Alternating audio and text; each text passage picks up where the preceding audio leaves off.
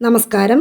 മണ്ണാർക്കാട് വീട്ടിൽ ട്രെഡ്മിൽ സ്ഥാപിക്കാനെത്തിയവർ അലമാരയിൽ സൂക്ഷിച്ച 20 ലക്ഷം രൂപ കവർന്ന സംഭവത്തിൽ അന്വേഷണം ഊർജിതമാക്കി പോലീസ്. പ്രതികളെക്കുറിച്ച് സൂചന ലഭിച്ചതായാണ് വിവരം. ഫോൺ കേന്ദ്രീകരിച്ചുള്ള അന്വേഷണമാണ് പുരോഗമിക്കുന്നത്. തിങ്കളാഴ്ചയാണ് സംഭവം. തെങ്കര മണലടി മുണ്ടോടൻ ഷെരീഫിൻ്റെ വീട്ടിൽ ട്രെഡ്മിൽ സ്ഥാപിക്കാനെത്തിയവരാണ് വീട്ടിലെ അലമാരയിൽ സൂക്ഷിച്ച പണവുമായി കടന്നു കളഞ്ഞത്. ഷെരീഫിൻ്റെ സുഹൃത്ത് വഴിയാണ് ഈ യുവാക്കൾ എത്തിയത്. ഈ സുഹൃത്തിൻ്റെ മൊഴിയും പോലീസ് രേഖപ്പെടുത്തി. വീടിൻ്റെ മുകളിലത്തെ നിലയിലാണ് ട്രെഡ്മിൽ സ്ഥാപിക്കുന്ന ജോലി നടന്നിരുന്നത്. ഈ നിലയിലെ അലമാരയിൽ പണമടങ്ങിയ സൂട്ട് കേസ് ഉണ്ടായിരുന്നു. അലമാര പൂട്ടിയിരുന്നില്ല. ജോലി നടക്കുന്ന സമയത്ത് ഷെരീഫും സ്ഥലത്തുണ്ടായിരുന്നു.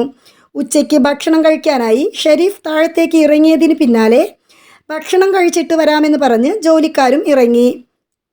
ഭക്ഷണം കഴിക്കേണ്ട സമയം കഴിഞ്ഞും കാണാത്തതിനെ തുടർന്ന് വിളിച്ചപ്പോൾ അരമണിക്കൂറിനകം വരുമെന്ന് അറിയിച്ചു. വീണ്ടും വിളിച്ചപ്പോഴും ഇത് ആവർത്തിച്ചു.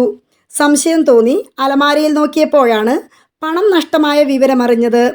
പിന്നീട് ഫോണിൽ വിളിച്ചാൽ കിട്ടാതാവുകയായിരുന്നു. ഇതോടെയാണ് പോലീസിൽ പരാതി നൽകിയത്. News desk മലയാളാക്ഷരം.